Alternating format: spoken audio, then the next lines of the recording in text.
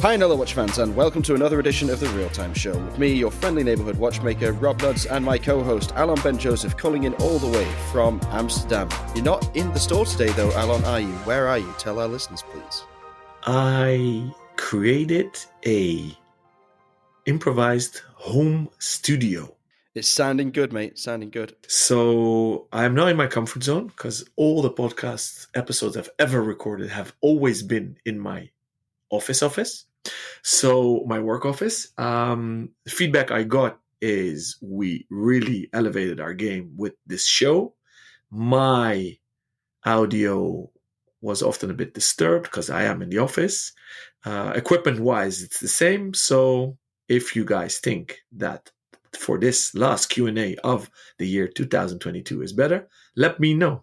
I'm also looking to rent out a professional audio studio in Amsterdam. So that's also in progress. Oh, that'll be exciting. I'm sort of thinking of building my own studio in the office building that I have in Dresden already, because my audio has been inconsistent as well, because I've often recorded while I'm on the road, and I had a disaster with the George Bamford recording, of course, because my headphones were the only available microphone that I had, because my normal microphone decided to reformat itself suddenly, which was an unexpected hardware issue. But if listeners have any feedback or tips or advice and they want to pass on to us, that would be very much well received. And I hope that inconsistencies in the early days of the show haven't bothered anyone too much. But we are listening to feedback and we are trying to improve constantly with everything that we do to make it a better product for you and more enjoyable.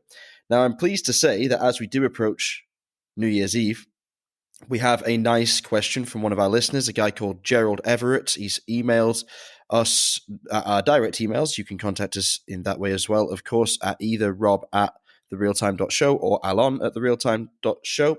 And Gerald says, now the year is almost in the books. Looking back, what would you gents say are your favorite watch releases of 2022 and why? Okay, so he doesn't give us a number to pick. So, Alon, I'm going to toss this one over to you.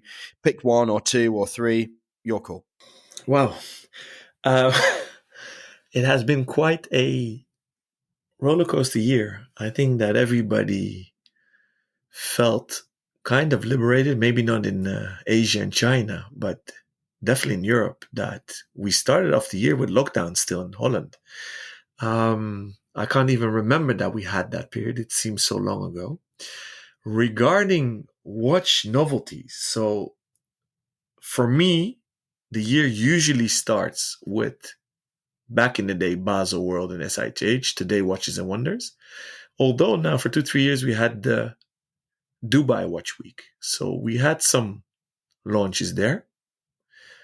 I'm a bit foggy if the Bulgari Octo Finissimo Ultra, the world record-breaking watch, was launched there or not. But that's high on my list, that particular watch. Because I think we've said it quite often on the show that we both love the Octo Finissimo watch. And although the QR code doesn't need to be on there, I think it's a stunning watch. Richard Mille rather quickly stole the crown from Bulgari with the world record for thinnest watch with a Ferrari logo, which I don't understand why it's on there either, but okay. Yeah, I believe that model was released at Watches and Wonders 2022, so that's perfectly within consideration. You can have that one. Thank you. And then coming back from the stratosphere of haute horlogerie and unobtainable grail watches level, going back to reality, a daily beater, the Black Bay Pro by Tudor. That, I think, was one of the most successful launches at the Geneva Fair at Watches and Wonders. And the most discussed watch was the Rolex Sprite. And I know that our dear friends in Bill, Geneva, and wherever Rolex team members work, they don't like the nicknames. So I upfront apologize, but I do like nicknames for people and watches. So sorry. It's the GMT Master 2 left hand. It's the lefty with a green-black bezel. Cool, but not my cup of tea or cup of Sprite for me. No pun intended. Um, and then I stick to Tudor silently and very stealthy. They did not one but two additional launches after the fairs. The Ranger, which we've discussed extensively during our GPHG prediction episodes. I think that's a great daily beater and a lot of bang for your money. Just below 3K, in-house caliber, satin, 39, waterproof, T-clasp fitting on the bracelet. Mm-hmm. And everyone went bananas on the Pelagos 39, and I love a Pelagos. I have a left hand myself. I thought I wanted the 39, but I am on the fence because of the shiny dial. And I wish they didn't do that on a tool watch because especially everything is matte. But I'll come back in future episodes after I've worn it for at least a week. And then finally, people say the most successful launch, hindsight, at the end of 2022 is the Moonswatch. But we got a question in the mailbag about that one. So should I park that one for now, Rob? Yeah. Let's park that one for now because I think that's going to take up quite a bit of the show when we dig into all of the news and takeaways from a year's worth of Moonswatch ownership. I'll dive in with my selections. I will keep it relatively brief because I could probably go down a rabbit hole here. My number one watch from the year, because I feel that it's such a seminal model, is the release of the Vacheron Constantin 222 full gold watches and wonders. I just can't get past how important I think that watch is for the brand going forwards and for the conversation around the greatest sports watches of all time. I can't wait to see it brought to life in, well, I'd like to see it in full titanium with a little rose gold Maltese cross in the lower right-hand corner of the case. That would be one of my dream watches. I did propose to Vacheron that we do a special edition together with a quartz movement in a 222. A beautifully decorated quartz movement in a modern titanium 222 case with some rose gold elements, and they weren't as amused as I thought they'd be. Let's put it that way. But I still stand by that being a good idea. I would say they laughed me out of the boardroom, but there was no one was laughing. It was uncomfortable to say the least.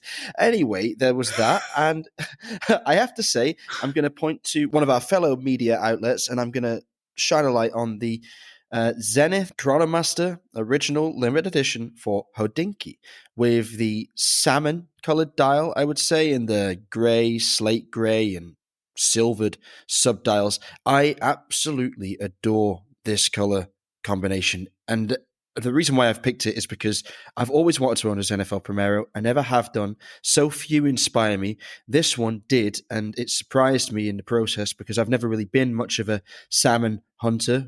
It's not a thing I've ever said before, but salmon hunter. And it sold out in a heartbeat, as Hodinkee special editions tend to.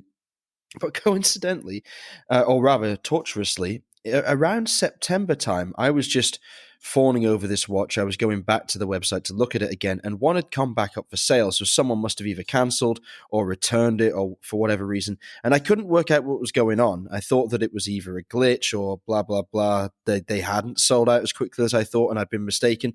And in the time it took me to contact a couple of friends to say, hey, is this legit? Is there really one available? It had sold again. So some bright spark was a bit quicker off the mark than I was when confronted with the unexpected opportunity to actually buy one of these for $9,500, which was more than I wanted to spend on a rainy September afternoon. But given the opportunity tomorrow, I think I would pick one up because I just love it so much and it's something quite special. So those are my top two, I would say, from 2022. Other honorable mentions go to the Chapek Antarctique Osmium dial, Frozen Star. Gorgeous watch. Not one I would... I mean, look, I'd wear it. Of course I'd wear it. It's absolutely stunning. But I mean, if I had to pick from the Chapek range, obviously I rank my Fratello Viridian Green version at the top because I love the green dial and the orange tip on the second sand. But I would go for, I think, if I were to buy another Antarctique now, I would probably try and buy something with classic Passage de Drake dial with the Arabic 12 and the smaller markers just to mix things up a little bit. Right, lastly then, I would say the watch that really stood out to me, and I think it was this year, was the Omega Speedmaster in Canopus white gold. Um, bit of a side, a bit of a curveball for me personally because I'm not a white gold fan at all. Historically, it's probably my least favorite material for watches. I like the aesthetic of steel, and I can't see too much of a difference between steel and white gold. Not enough to change my purchasing habits, that's for sure.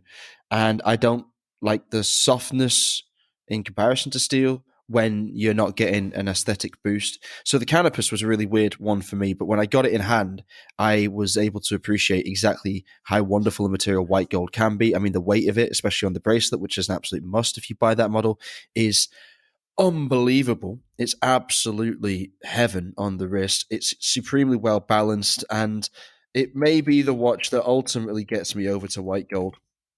Canopus is an interesting alloy. It's slightly different from regular white gold. The idea behind it is to create a hard wearing version of white gold that has particular brightness, and that's why it's named Canopus, which is actually the second brightest star in the sky, apparently. It's an alloy consisting of platinum, palladium, gold, and rhodium, and that means it's 100% noble, which means that rather than needing to be replated like white gold jewelry, it will retain its whiteness over a long period of time, which is obviously something quite desirable. But maybe most desirable of all is this beautiful silvered, slightly off-white dial, which is something coveted amongst Omega Speedmaster collectors because there's so few of them in comparison to the dark dial variations available. And to me, it is an absolute dream. It's the best light dialed Seamaster I've seen since the Rising Sun, as Mike Stockton of Fratello likes to call it. Japanese Olympic Games special edition from a couple of years back, and it tops out even the 50th anniversary Snoopy edition that I have in my own collection. So that's it, my top three there. Surprisingly, considering I'm not really regarded in the industry as much of a Speedmaster maniac, I have picked a Speedmaster, I have picked a Vacheron 222, and I have picked a special edition Zenith from Hodinkee. There you go. I'm actually surprised that of almost all your picks, they're retro vintage inspired. So that took me aside a bit. The Osmosium Chapek is a logical choice. Now, a bonus question for you. Yep, okay. Your favorite pick of watches you actually purchased yourself in 22, and what's the one that stood out the most? Well, that's now you've said it. I feel like an absolute idiot for not putting this in my top three because I bought it, for God's sake. This is so stupid. It's unbelievable. I'm actually wearing it as we speak, and I forgot it was released this year. But I only got it about 6 weeks ago, so obviously, oh God, how embarrassing. It's my Vibing Orange Glacétur Original 70s chronograph. Okay, so for anyone that doesn't know, Glacétur Original is a very old watchmaker from Glacétur, which is a region in Saxony in Germany where I live. And Glacétur Original is actually the direct descendant of the GUB, which was the state-owned watch producer throughout the time of the German Democratic Republic, the GDR in English, or the DDR in Germany, as we say. And the GUB comprised all companies that had existed independently before the Soviets moved into the area and took control. So it's a company with a long and storied history. Some would even regard it as the direct descendant of Lange and Söhne, which itself was consumed by the GUB for many decades. I see it more as a modern iteration of the old Glacétur traditions. Owned by the Swatch Group, it is the Swatch Group's German jewel, as I often say, and it produces some very lovely watches. I would say they are a shade below Lange in terms of their prestige, right? They're kind of the second biggest brand in Glacétur if you put Moritz Grossman in a box and discuss that as a separate entity entirely. So I purchased... Let me find the exact name for you because it's an absolute mouthful and I get it wrong all the time, even though I own it and I'm wearing it quite embarrassingly. Dude, you bought it. You didn't even tell me you're picking it up Oh, sorry. in my national color orange. What was that about? Was it a spontaneous buy, or is it so long on the waiting list you forgot to tell me? Well, I've been on the waiting list for a few months, so I would say it's the latter. It wasn't spontaneous at all. Putting myself on the waiting list was spontaneous because I actually believed they had no chance whatsoever. So I went into the Glashütte Original boutique in Dresden on Tupferstrasse and spoke to Peter Nowak, who's a very genteel sales assistant, and he showed me the new coloured editions of the 70s chronograph Panorama Datum. Every year, Glashütte Original releases these special colours, and they've been doing it for a few years now. And I think the first one in this special edition line was a beautiful forest green sunburst, which either I or Ariel covered for a blog to watch back in the day, and I fell in love with that model. There was no chance I could have bought one then. Back then, they were probably about 11,500. Now they're 14,200 on the rubber and 15,000 on the bracelet, ballpark figures, I guess. And I kept my eye on Glashütte Original ever since. Ariel actually bought himself a standard blue dial version of the 70s chronograph Panorama Datum. And I never liked the standard one, but I always coveted the colors. They came out with a turquoise one, and then they came out with a bright yellow one. And then this year they had so last year was turquoise sunburst. This year was a flat turquoise, more like feeding on the Tiffany blue trend, obviously. And then alongside that was this vibing orange, which is like an emergency sort of orange shade. It's a little more pastel than it is vivid. And when I first saw it, I thought it was absolutely disgusting. No word of a lie. I thought it was rubbish, and I thought the blue one was going to be the pick. And I asked Peter, was there any chance of me buying one of these? He said, sorry, mate, they're all sold out. And I said, well, I tell you what, put my name on the waiting list for next year's colours, because I have a pretty good habit of guessing what the colours are. I think that they tend to take inspiration from the Pantone colour of the year, but 2 years removed. So this orange is very similar to a colour called Living Coral, which was the Pantone color of a year a couple of years back. So my prediction for next year is some shade of purple. So I thought, okay, well, if it's some shade of purple, I'm very much interested. Put me on the waiting list. About 2 weeks later, he rang me and said he'd done a bit of research and he'd managed to find that one of the VPs in Hong Kong had one left in their sales collection, and that he would happily send it back over to Germany for me, but it would be a few months in the making. So I said, fine, take your time. It can be as many months as you want, because obviously when it arrived, I would have had to pay for it, which was an absolute nightmare. But I sat there patiently, and because it took so long to arrive, they actually fitted it with a silicone hairspring. So not all of these 70s chronograph Panorama Datums this year have the new silicone hairspring. Mine's one of the first to have it fitted. So that's quite interesting. There's 100 pieces of each colorway, and not all of them, and a random amount, and also not like any logical order of serial numbers have the silicon hairspring upgrade. So I won't say what mine is. I don't know why I feel like I shouldn't, but I won't say exactly what serial number it is. But it's somewhere in the middle, you know? So it's not like every model from my serial number upwards has the silicon hairspring. Some in the very early numbers and some in the very late numbers do, because they weren't delivered in chronological order. But that is obviously the best watch. It's the best watch I've ever bought, like full price from a boutique myself, that I've not been involved in designing, without a doubt. It's also the most expensive watch I've ever bought that I've not been involved in designing also. What about you? I need to recollect because I bought a lot this year, but I want to say congrats.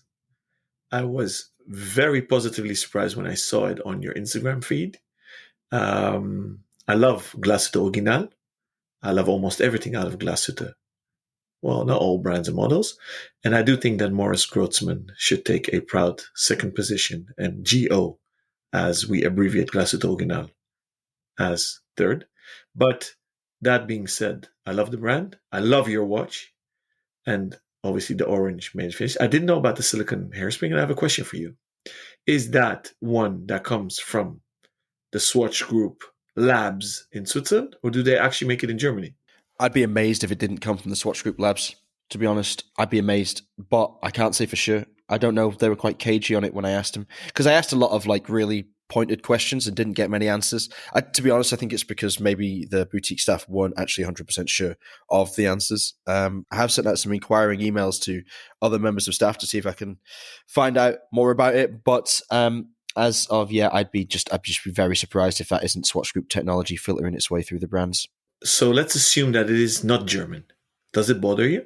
No, not at all. No, not for a hairspring. No way. The maybe a more salient question that I'll ask myself for the sake of the listeners is: am I happy about it? Yeah. Because I wasn't asked.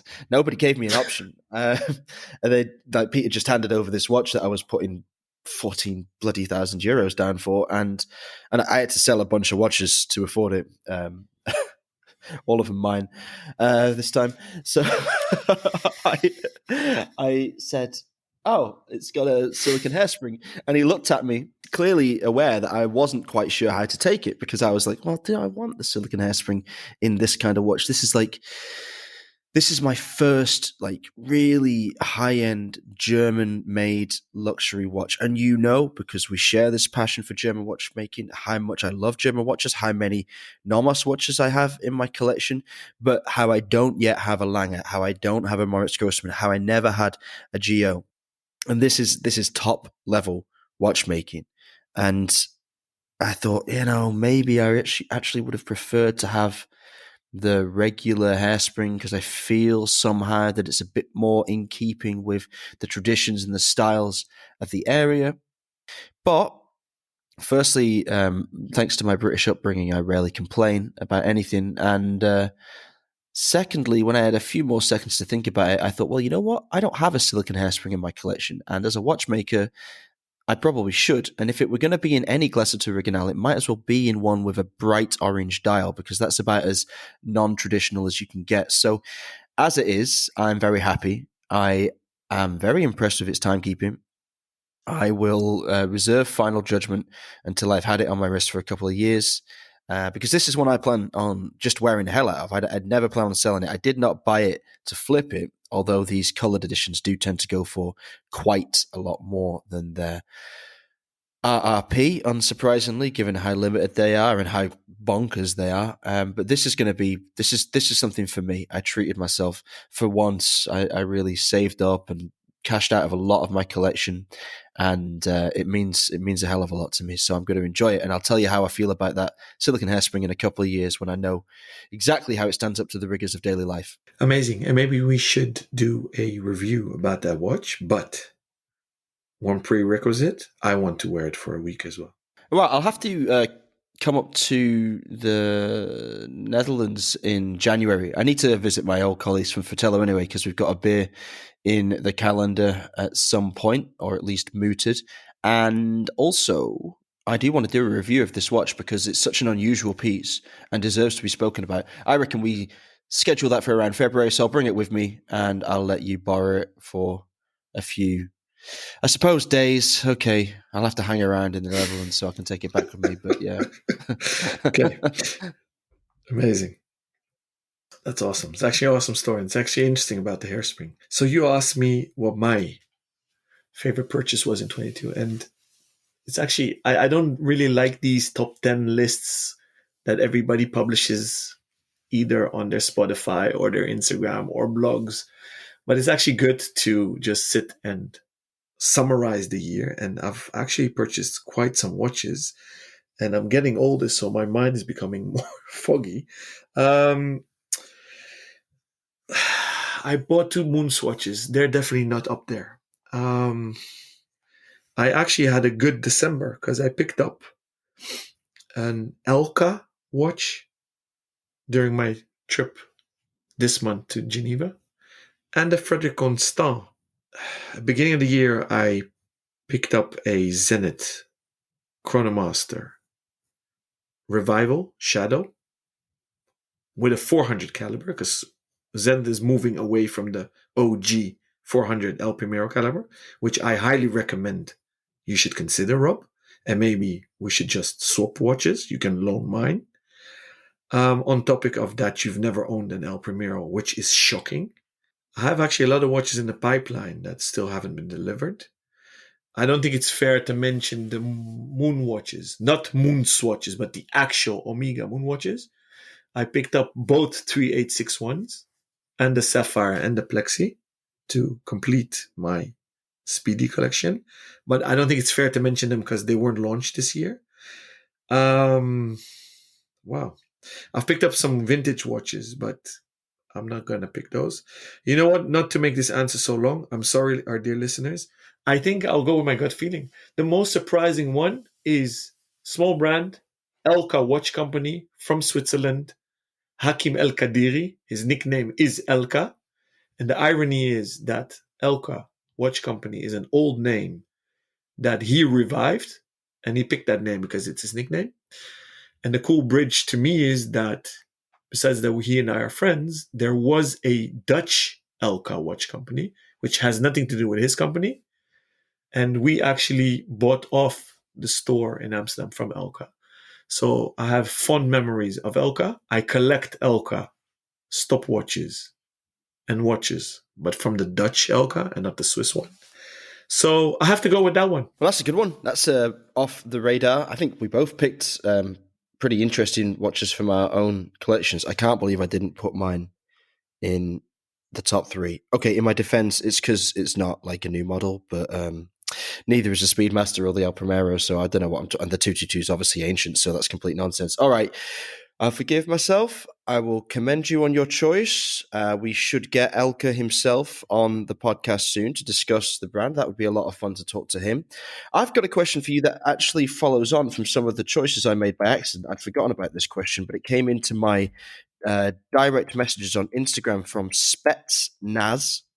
Mm-hmm. And the question, or as this person phrases it, is I would love to hear your views on case materials, gold, steel, ceramic, etc.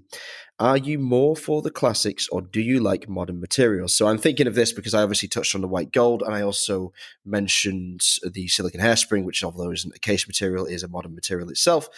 Alon, I'll let you take this one first because I feel like I've been talking a lot, and then I'll jump in with my response also. Spetnaz, thank you so much. Good question.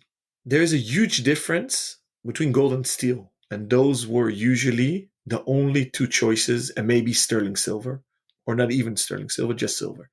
Back in the days, they would only work with precious metals. Steel was considered a modern material for watches, pocket and wristwatches. The beauty of gold, let's take yellow, the original color of gold, for as a first example. Besides that, its sort weight is higher if you take the same mass of material.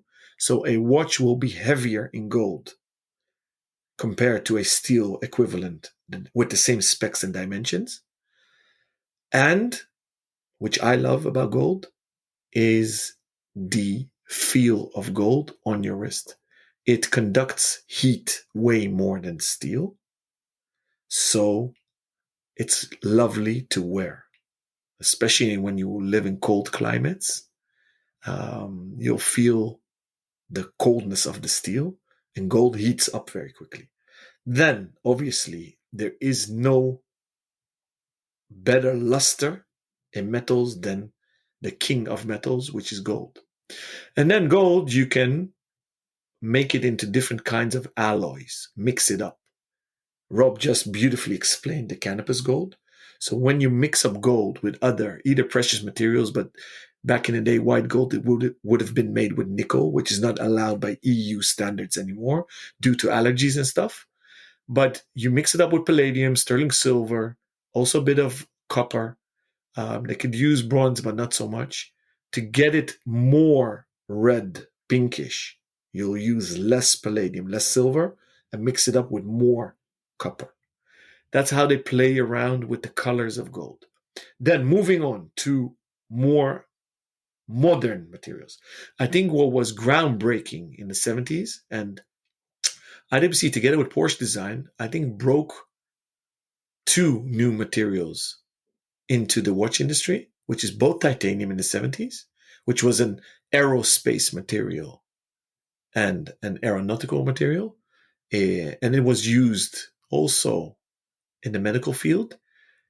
Titanium is hyperallergenic, means it's not precious, but it doesn't react as other materials would and create allergies or etc. I love the grayness of the material, and often maybe 95% of watches produced in titanium have a matte finish. So people think that titanium is always matte, which is not the case. I still remember vividly that Tag Heuer made a Kyrium model watch in titanium grade 5. So it's a very dark color. And then polished. It was a beautiful grayish luster. Benefits of titanium is they're 50% lighter than stainless steel. It conducts heat differently, but not like gold. And with making it matte, you get a different shade of gray. And we just discussed the Zenith Chronomaster Revival, the Shadow. It looks black with a DLC coating, which it doesn't. They bombarded the case. Instead of sand blasting, they use sapphire beads. So you get a deeper matte finish, and therefore it turns to charcoal blackish. Moving on to ceramic. I love black watches. I dislike anything that has a galvanization on the outside of materials. So I don't like PVD, I don't like DLC, and I don't like whatever gold plating we're talking about.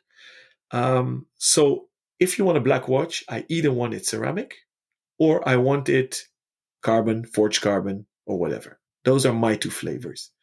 Ceramic, the beauty of it is, and a lot of people get confused, it's hard as hell, but just the surface. When you scratch it, it has hardness, almost 9 on the scale of Mohs, where 10 is the highest. And that's diamond. The surface of a diamond is the hardest. So most difficult to scratch, but you can scratch it, but most difficult. And a lot of people confuse those two by the mere fact that you can't break it. It's rather unscratchable, but it's definitely breakable. So creating ceramic watch case, there are a lot of procedures to do so, and therefore gigantic price differences. Where Rado is the king of ceramic, and they were one of the first, or maybe the first, although IWC made a pilot watch and a Da Vinci watch in the 80s made of ceramic. Rado made it mainstream, and you actually use a material from the earth, which is zirconium dioxide, if I'm not mistaken. That's a powder, and you can either bake a case. There are newer techniques where you can consider the Dark Side of the Moon Omega Speedmasters, where they kind of do a mold injection and the cases actually shrink into place. And then the best method, in my humble opinion, is forge a very hard block of ceramic and then mill it. Because what a lot of people get confused about is, although ceramic surfaces are very hard, almost as hard as diamonds, where diamonds are 10 on the scale of Mohs, and sapphire is 9, ceramic is near there. But a lot of people get confused that making it unscratchable doesn't mean it's unbreakable.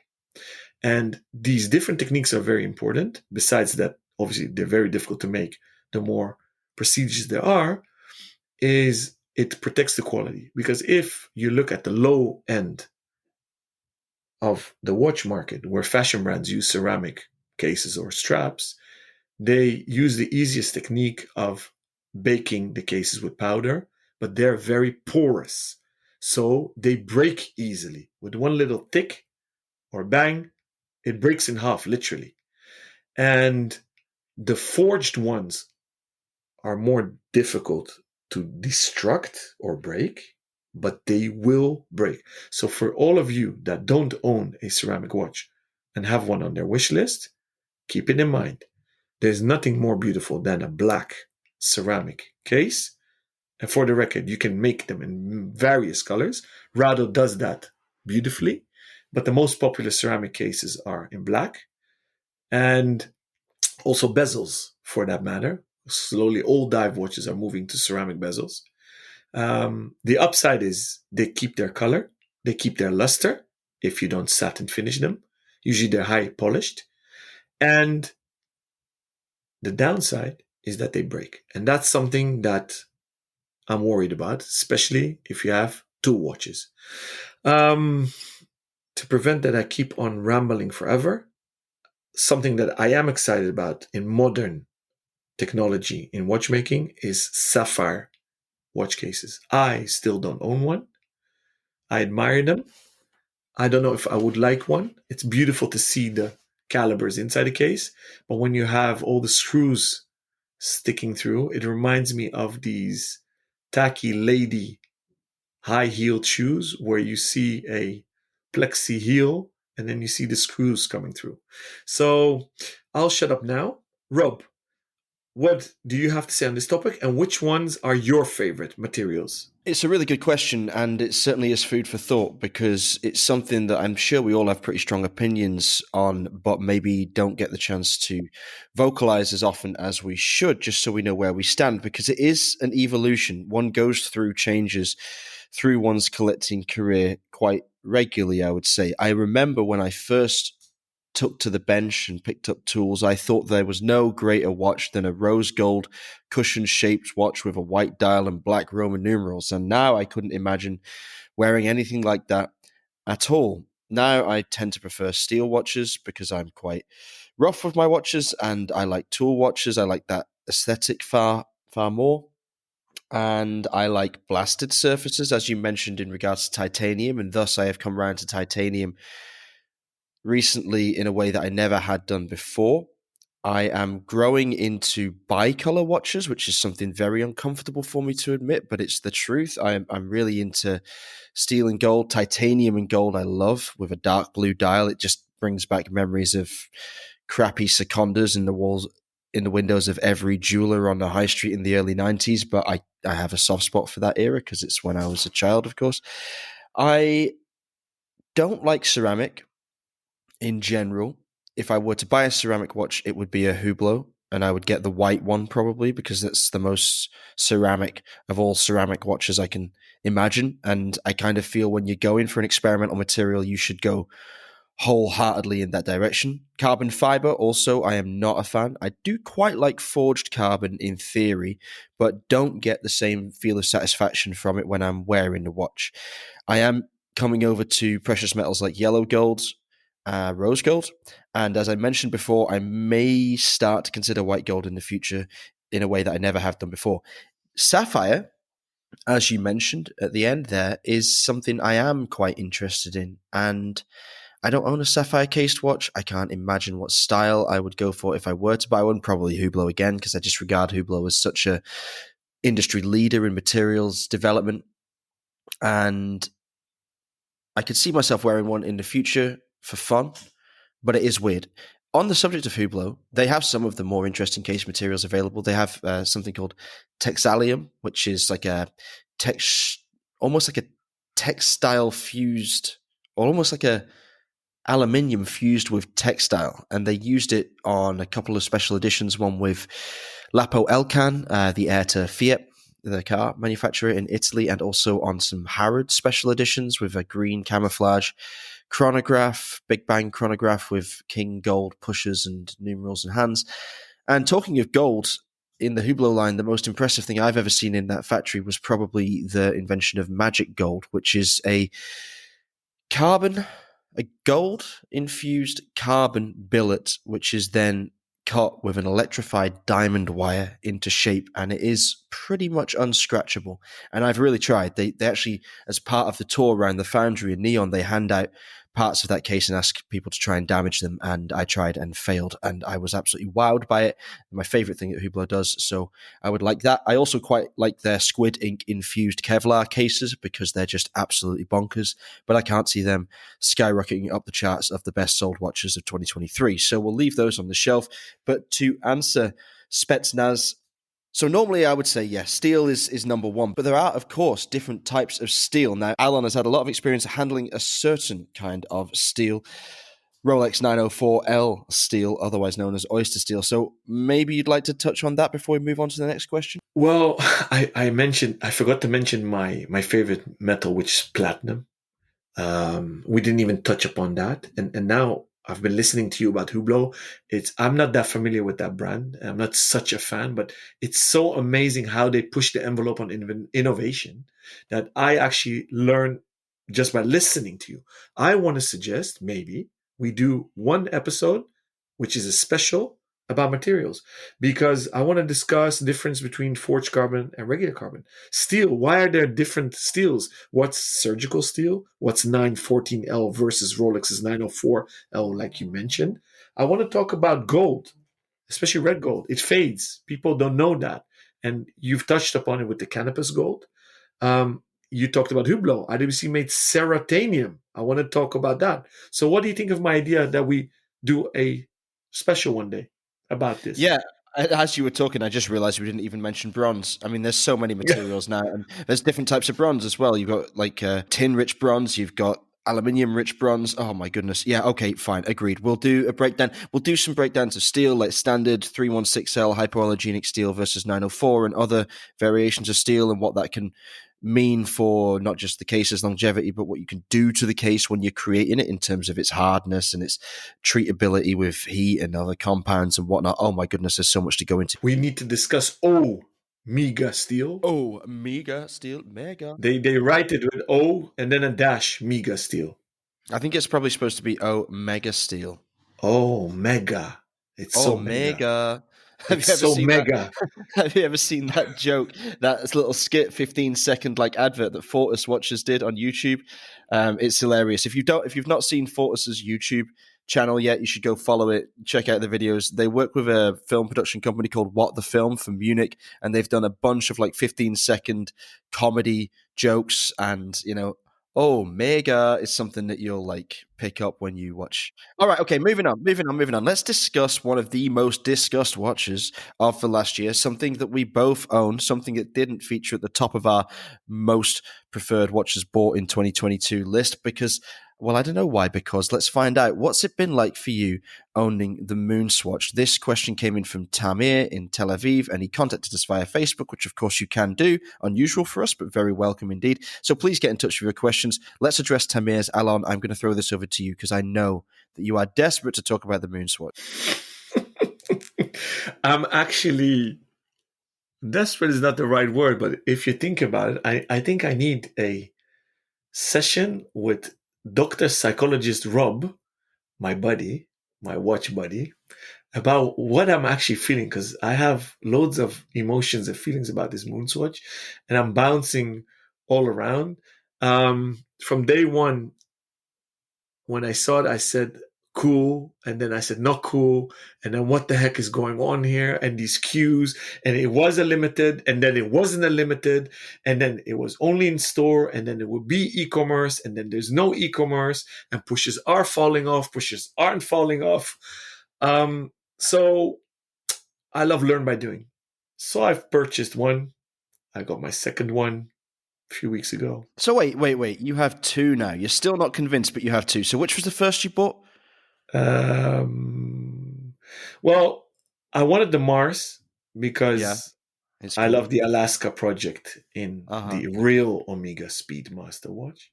Yeah. So that was the first one I gravitated to. And for the record, I'm a huge Swatch fan. Age of 4, and I've said this on the show, I grew up with Swatch and G-Shocks. So even before I could read time, either analog or digital. So I love sexy plexi. I love fantastic plastic. I love it. And I love colors. And that's what Swatch is about. So that these moon swatches are colorful, yes. Actually, the most boring ones are the gray ones. And the one I have, the Mercury, is boring. So I wanted the red Mission to Mars because of the dials, the hands and the white dial that resembles the Alaska Project Speedy Watch. Wasn't there, so I picked up the Mercury one because I just was itching to get it on my wrist and play with it and have it. Cool, but then I'm not in love. No, I was quite excited about this release. Funnily enough, I just mentioned Fortis, and obviously I've been on a bit of a Fortis kick recently. But I'm going to bring this up again. The day before the Moonswatch was announced, I was in Grenchen with Fortis giving an interview, and I was asked what I thought we'd see more in the near future of watchmaking, and I said cross-brand collaboration. And obviously, Omega and Swatch are both part of the Swatch Group family. So is it really cross branding? I mean, yes, of course it is, because they have very different target audiences. But it's an easy one. It's low hanging fruit. It's not quite as electrifying as when, say, Debatoon teams up with Urwerk. That kind of thing is really exciting. But okay, Omega Swatch, interesting. Great way to mobilize a new community, to activate a younger audience, to get people into the Speedmaster legacy. Love the idea. Obviously, had to get one just to see what it was like. And I initially gravitated towards the Mission to Mars because I just thought of all of them, it's the best. And like I just said in the previous conversation about materials, if you're going to go for a swatch, you might as well go for the swatchiest swatch going rather than getting something that's like a half-assed attempt. And for that reason, many people actually gravitated towards the Saturn version, which is the only one to have the planet printed on the 6 o'clock subdial, because they wanted to take advantage of Saturn's identifiable rings. That one to me is an abomination and the least attractive of the bunch, but whatever, each their own. Oh, it's maybe not as bad as the sun, the bright yellow with the yellow, the really cheap yellow sunburst style. That's awful. But I ended up going for the Neptune. I flip-flopped between the Mars and the Uranus for quite some time. And then at the very last moment, I said, no, give me the Neptune, because it's blue, pretty standard color. It's a lot of fun still. It's not a color I have in my collection in a case. And I'm sure that I'll be able to wear that one. And I got very bored of it very quickly, and I gave it away because I didn't even want to look at it. It pissed me off so much that I just had to get it out of my box, out of my watch box. So I gave it to my brother because he doesn't have a Speedmaster, and I would like to get him into Speedmasters. So I said, here's a watch you can wear if you like the form of it. It's a good way to, try it out, and then maybe you can have one of my other Speedmasters, and a real one, and get into it that way. He actually normally wears a gold vintage Omega Seamaster.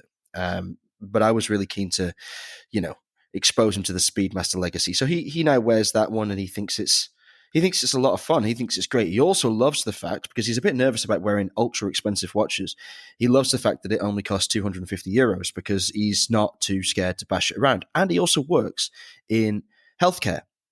And with it being plastic, it's all hypoallergenic, and he's got it on a NHS approved rubber strap, so it can actually be worn in the ward because it can be washed and cleaned very easily with a disinfectant wipe. So yeah, I had one. I got bored very quickly. I got rid of it, but I am planning on buying another one. And this time I'm going to go for the Jupiter if I ever stumble across a boutique that has one in stock. I think the best bet is probably Zurich Airport. They seem to have quite regular restocks and quite a lot on offer. And I hated the Jupiter when I first saw it, but I've come around to its demureness. I'm going to get it and put it on a brown rubber strap because the straps they're rubbish, aren't they? Let's be frank. What do you think of yours? They're horrible. I hope Swatch is listening. Guys, idea fantastic. Omega actually has them. The replicas of the NASA Velcro straps made for regular wrists and not for your astronaut suit. But it's too thick. They're too short for a small male wrist. They don't bend nicely. When you close the Velcro, you always fold the logo. Guys, you need to do something about it. I think the price went up to $260 now today. Scandalous. I'm kidding. Just so anyone knows, I'm joking. Okay, I'm joking. Yeah. Guys, we don't take ourselves serious. So neither should you. Don't take everything we say so seriously. Take it with a grain of salt. So, a few things I wanted to say. Let's bust some myths. Guys, go get one. They're not limited. You can walk into Swatch stores. As far as I know, Geneva Airport doesn't sell them, Rob. Maybe you say Zurich does, but I don't think they sell them at airports. They don't sell them at Geneva. They do sell them at Zurich, I can guarantee. Okay. And they do sell them in the boutiques around Geneva. Or I think at least 2 of the 3 still get restocks regularly. Yeah, so that's the story, guys. They're not limited. Every day, almost every day, every Swatch boutique gets fresh supply. The majority shareholder and the CEO of the whole Swatch group and the Swatch brand. Mr. Nick Hayek Jr., which he has a Swatch heart and he loves it, said, this is not a limited. Don't flip them. Don't buy them at a premium. Today, they put up A4s printed in the Swatch store saying, watch out for fakes offered on online marketplaces. Imagine fake moon swatches. Just whenever you go retailing on a retail safari or just go shopping, pop into a store, they have them. Indicate to the teams that you want to wear them, that you're not a flipper. They want them to end up with people who love watches. Do you think they're actually not selling them to people they have identified as flippers now? Like they're refusing sales? I've heard stories Yeah. that if they don't do first come first serve, they try now to spread out the sales during the day and not to give out all the watches at 9:30 or 10 a.m. when they open up the doors. It seems like quite a lot to ask the retail staff to be that discerning. You know, they don't get paid a huge amount and they certainly don't want to come under fire from irate customers that might have traveled to buy one. I know there's still a limit, one per person, I believe. Mm-hmm. That limit is still in place. But yesterday, a customer of mine sent me a WhatsApp like, oh, Alon, Dutch, but living in the south of France. Apparently in the new shopping mall in Cannes, I believe, the Swatch store in that shopping mall has 3 guards at the door, and they still every day have queues in front of the store opening. In Amsterdam, that's not the case. In Geneva, where I was this month, wasn't the case either. So guys, don't give up hope. Definitely pick one up. Definitely don't listen to us if they're cool or not cool. If you think it's cool, get them. I was, in the beginning, not convinced that these watches would boost the sales of regular, original stainless steel moon watches without the S. But I've heard from some younger watch lovers and buyers that whom never owned a Speedy, by owning a Moonswatch, it actually created the wanting to buy an original one. Yeah, well, it's worked, hasn't it? There was a lot of skepticism before the Moonswatch really hit the shelves, or shall I say started to hit wrists.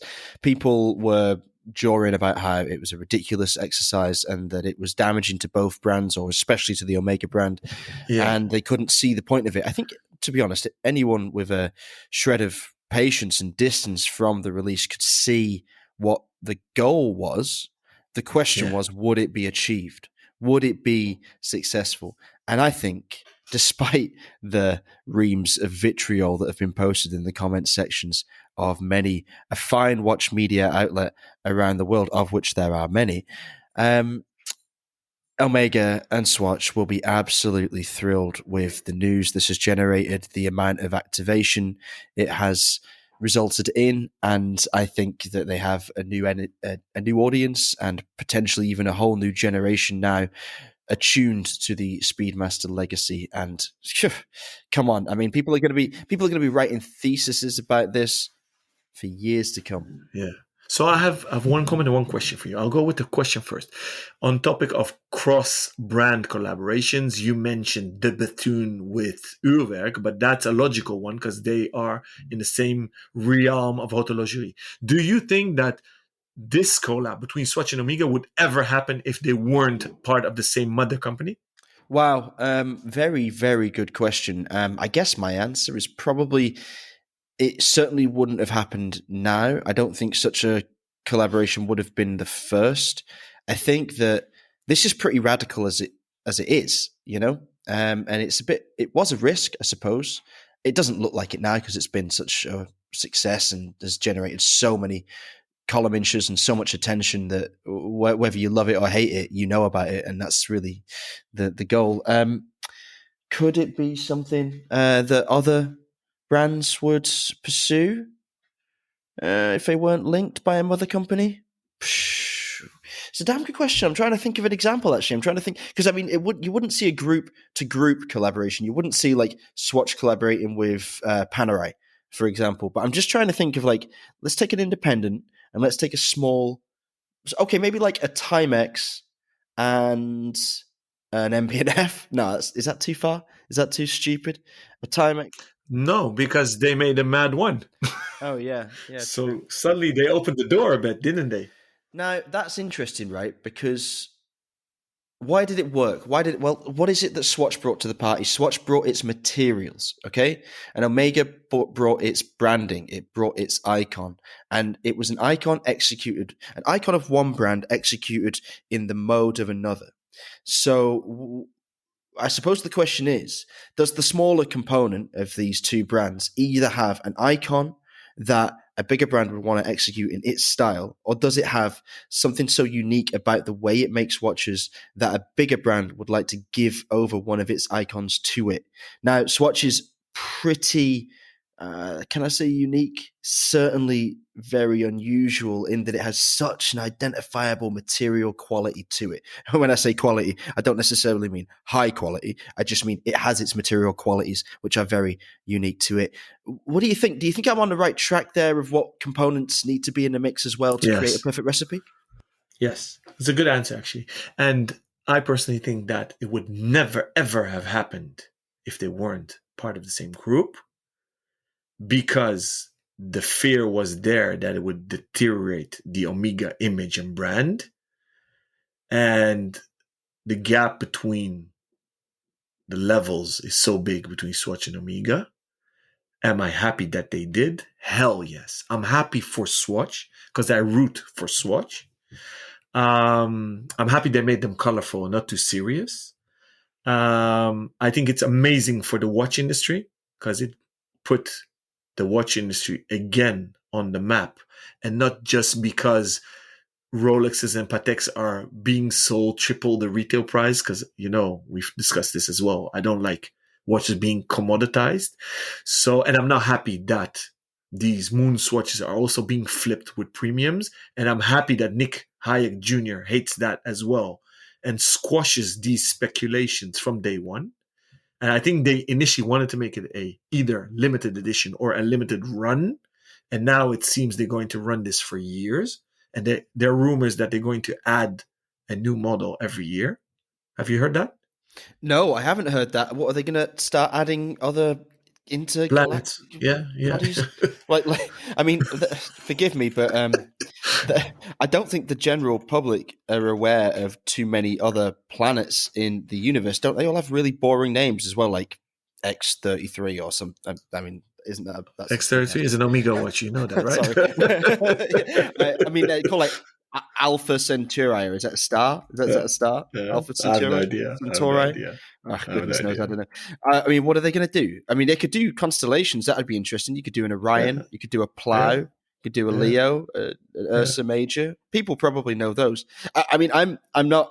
Forgive me if the majority of the population is well versed on planets outside of our solar system, but I personally am not, and I'm interested in space. So if I don't have a list of them in my head, I would say that's a bit obscure, isn't it? It's a bit esoteric. I mean, you've done the best bit. You've done the solar system. Now, what next? Maybe fake planets. You could do like a Star Wars crossover, do a Tatooine, do an Endor, do a Hoth. That would be That'd cool. be cool. That would be cool. I'd buy that. Yeah. I'd buy an Yeah, Endor. that would be cool. Yeah. I'd buy them all, actually. Yeah. I'd love that. Yeah. Yeah. So yeah. And I was disappointed because you've heard some rumors of pushes falling off and the majority don't. And unlucky for me, on the second day I've worn my first Moonswatch, my pusher did fall off. I couldn't find it. I don't remember doing anything crazy. So I need to pop in back to the store to hand it in. And I'm very curious what they're going to do. Swap over or send it off. Because usually you can't repair swatches, right? So I'm actually very curious how they're going to deal with after sales service. And you are going to ask me probably, will you buy your third one if you're in there and they have stock? And the answer is yes. Have you thought about, in all seriousness, and I mean, I know, look, okay, they're €260, you say now. And today, yeah. that's cheap in comparison to a Moonswatch, but it's still money. It's still quite a lot of money for Yeah. most people to spend on a watch. Now, do I think that this would be a good watch to buy if you were interested in luxury watchmaking from afar, but had nowhere near the funds, although could maybe save up and buy a €260 Moonswatch? Yeah, I really do, because I think that you're buying into a cultural phenomenon, and I think you're buying into a very serious and legitimate part of the industry, and it's fun, and yeah, maybe one or two pushers do fall off, and the straps are thoroughly crap, but it's real. It's got Omega on the dial. It's got Swatch on the dial. It's a genuine Yeah. collaboration. It's one of the Yeah. biggest, one of the most widest felt marketing activations of the last, I don't know, 300 years in the watch industry. So by all Well, means, the yeah. last biggest hypes were Swatch themselves, so that's why I'm happy for them. And now that I'm talking to True. Dr. Psychologist Rob, I realized why I like them and want them. Because A, my passion started with Swatch, and I own a lot of Swatches. My kids have Flick Flux, received as a gift from the Swatch Group when they were born. They also have received already Swatch watches. This was my question. This is where I was driving. I wanted to know, like, although they are €260, would you give them to the kids? Because you're going to have three Yes. soon. You got one. I mean, I'm guessing Yeah, Chantal's so not going to get one, but what about the kids? well, she wanted one on two occasions, the pink one, the Tiffany blue one, but in the end, the 42 was too big for her. So my reasoning was also this: my wife, my dear wife Chantal, is lovely only because for the fact that when she gave birth to both our children, every time I would receive a Speedmaster engraved with their name and date of birth. So for our baby boy, which is now 6 today, a regular 1861 Plexi 42 millimeter one, and for our baby girl who's almost 3, she gave me a first Omega in space, which is a bit smaller, and I hope she'll like it when she grows up. So I said to myself, hey, this is a great gateway drug for them. The moment they're a bit older and the swatches are too boring, too small, and they want something funky, and they're not allowed to wear their Speedmasters, because obviously, like the Patek saying, you never actually own one, you just preserve it for the next generation. Up until that they're allowed to wear these more valuable watches, I thought this could be a good gateway drug, which I believe that was the main intention of making Speedies, to make them a marketing experience tool to buy real Speedmasters. So in that sense, well done, Omega and Swatch and the Swatch Group. You know, I cannot wait to hear about your next Moonswatch, and I look forward to seeing them on the wrists of your kids. And longer term reviews from both our parts. I mean, like I say, I gave mine away, but I'm planning on picking up a new one as soon as I can so I can rejoin the club. And long may the ability to access that club with a little bit of legwork continue. All right, we're going to wrap up the show there. We will be back next week with more questions, and that'll be our first episode of 2023. So please tune in then. If you would like to be part of the show, please get in touch with us. You can do that via Instagram. You can find me there at Rob Nuds. That's ROBNUDDS. Alon is also there at Alon Ben Joseph, ALONBENJOSEPH. You can contact us by email. That's rob@therealtime.show or alon@therealtime.show. Please feel free to send us questions and anything else you might have. If you have deep thoughts on the industry, if you've written extensively, we're looking for people to contribute some good quality content from our audience to the show, because this is the most interactive podcast in watchmaking. We will see you next time. Until then, stay safe and keep on ticking.